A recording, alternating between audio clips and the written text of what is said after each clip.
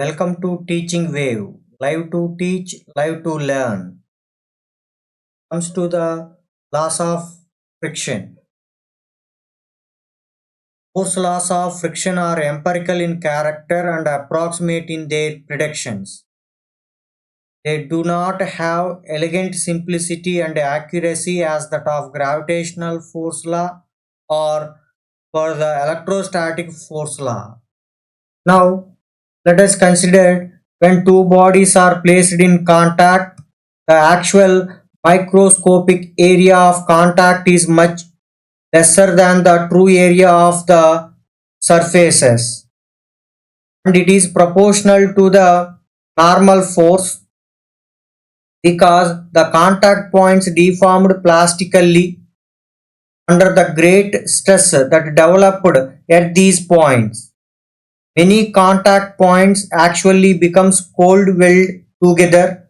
This phenomenon of surface adhesion occurs because at the contact points the molecules on the opposite sides of the surfaces are close together that they exert a strong intermolecular forces on each other. That means due to application of small force, this is the actual situation. To increase the normal force, the cold welds count is going to be increases. That means normal action increases, cold welds count is also increasing. For a given normal action, cold welding count is independent of area of given bodies. So, for a given normal action, the actual area of contact is approximately same. To understand that one, I am taking one of situation. That means in first diagram, a small area of body is in contact. That means I am considering one of block mass is capital M placed on a rough horizontal surface. So, in a vertical direction, the number of forces is one is normal action vertically upward, second one is gravitational pull mg. If there is no vertical acceleration according to Newton's second law application, mg is exactly equivalent to normal action. And second situation or second case, if you are taken same block in such a manner, larger area of the body is in contact with the ground floor if you taken. Again, according to Newton's second law, normal action is exactly equal into mg. That means in both the situation, object mass is same, but different areas are in contact. According to Newton's second law, on both cases, normal action is same. So normal action is same. The cold welds are same. So actual area, that means microscopic area of contact is approximately same. So as normal action force increases, the actual area of contact is also increases.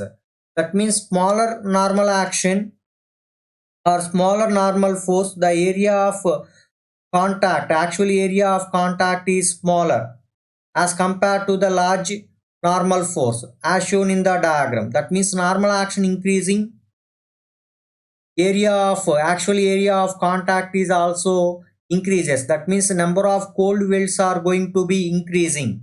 That means in a above diagram, smaller is the normal force, therefore number of cold welds are lower or smaller as compared to the below diagram. Below diagram, normal force is more, larger in the normal force, therefore number of cold welds also more. So bodies are never entirely rigid, and when a force is exerted on one body, that is prevented from the moving the direction of force, the body pushes back to opposes being stretched or deformed.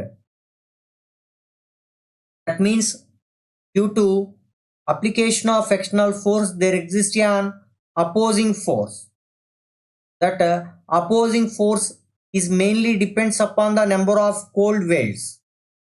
Means empirically The magnitude of maximum force of static friction is proportional to normal action between the contact surfaces. So the maximum value of static friction we call as limiting friction. At that value, friction having maximum value. So Fs maxima, that is equivalent to mu s into normal action. Normal action is more, limiting friction is also more. Here mu s we call as proportionality constant, and it is defined like the ratio of the magnitude of maximum force of static friction to magnitude of normal force between the contact surface. That means, and also called as coefficient of static friction for the surfaces involved. That means for a given pair of surfaces it is a constant value and dimensionless one. If F is represents the magnitude of the force of static friction, we can write Fs is very less than or equivalent to mu s into n. That means static friction value is lie between 0 and maximum value of static friction, where mu s is the coefficient of static friction and n is the magnitude of normal force. The equality sign holds only when Fs has its maximum value. So come to laws of static friction. That means the maximum force of static friction between any pair of dry unlubricated surfaces follows these two empirical laws. That means experimental laws. It is approximately independent of area of contact for a given normal action over a wide limits, and it is proportional to the normal force. Means normal force sometimes we also call as loading force, arises from the elastic properties of the bodies are in contact. So a static friction is a self-existing force and it is always equal to the component of net external force along the contact surfaces. Finally, we concluded that self-existing force is the static frictional force and it is denoted by F suffix s. F suffix s have a value in between 0 to Fl. Means if no tendency at the situations, frictional force is 0. As tendency is increasing, static friction is also increasing, and which is equal to external force acting on a body. That means the component along the surface of the body. And it is always less than or equivalent to maximum value of static friction when body attains maximum tendency. At the situation, static frictional value is equivalent to limiting friction. So Fs maxima is equivalent to mu s into n. That means this mu s into n is independent of, that means static friction is independent of area of contact, only depends upon mu s. That means nature of contacting bodies. Now you further and further increase the external applied force. That means due to application of force, when one body is pulled across the other, the frictional resistance is associated with the rupturing of these thousands of tiny welds, which continuously reforms a new chance of contacts are made. That means before rupturing, the cold welds are shown in the diagram, in this diagram. That means by application of external force, the surfaces are attains relative motion. That means new cold welds or new chance of contacts are made is shown in the below diagram. Finally, the applied force overwhelmed the static frictional force. That means block, slide and accelerate on the bottom surface. That means empirically the magnitude of sliding friction is proportional to the normal action between the contact surfaces. That means the ratio of magnitude of kinetic friction to the magnitude of normal force is called as coefficient of friction, represented by mu k. If Fk is the magnitude of kinetic friction, then Fk can be represented as Fk is equivalent to mu k into normal action. Here mu k is the coefficient of kinetic friction. It is a dimensionless one. Come to the laws of kinetic friction. Force of kinetic friction Fk between dry unlubricated surfaces follows the same two laws as that of static friction. That means, come to the first one, it is approximately independent of the area of contact over a wide limits. That means at a given constant normal action, kinetic friction is also independent of area of contact as that of static friction.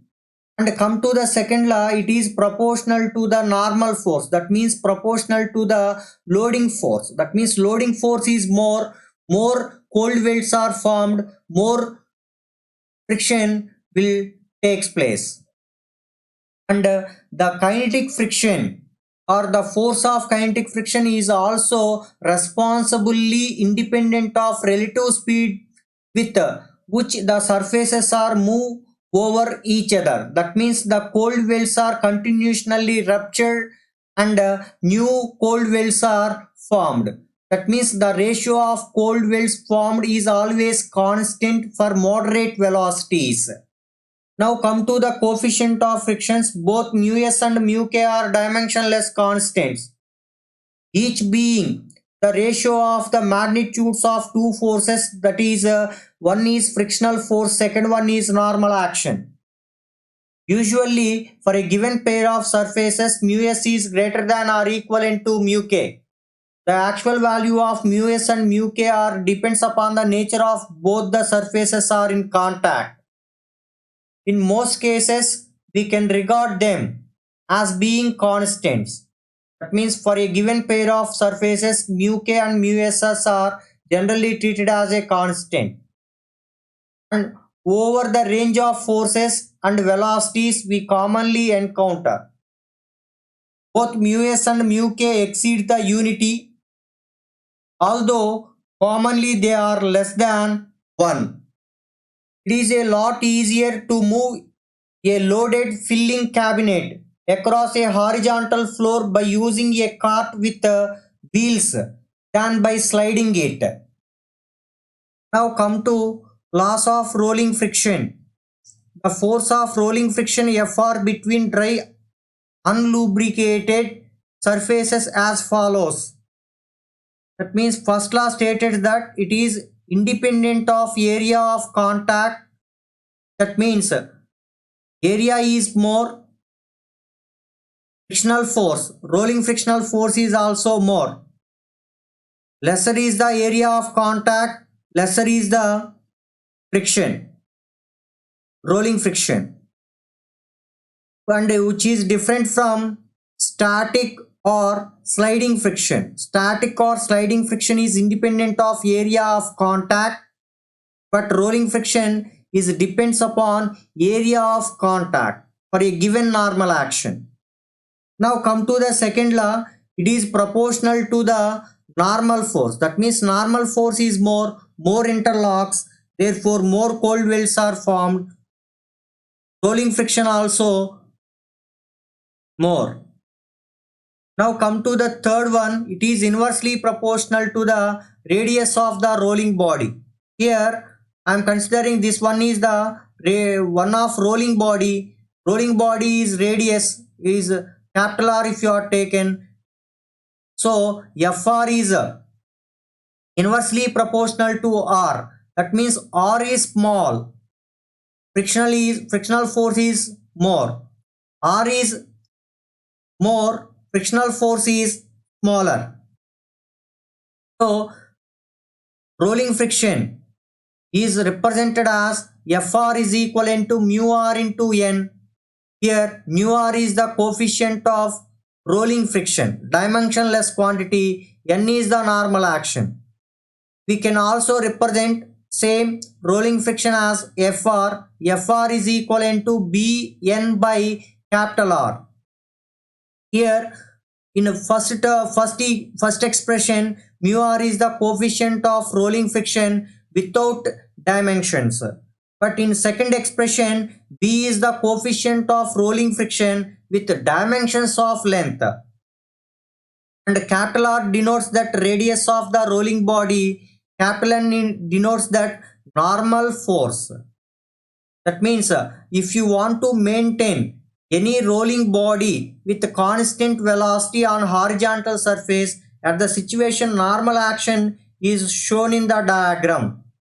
At the situation normal action is vertically upward and weight is vertically downward direction. The separation distance between weight and normal action simply called as coefficient of rolling friction with the dimensions of length, and it here denoted by term B. So come to the rolling friction coefficient, it is denoted by mu r and defined as Fr by N. That means we can define the coefficient of rolling friction mu r, which is the horizontal force needed for a constant speed on a flat surface divided by an upward normal force exerted by the surface. Transport engineers calls mu r the transverse resistance.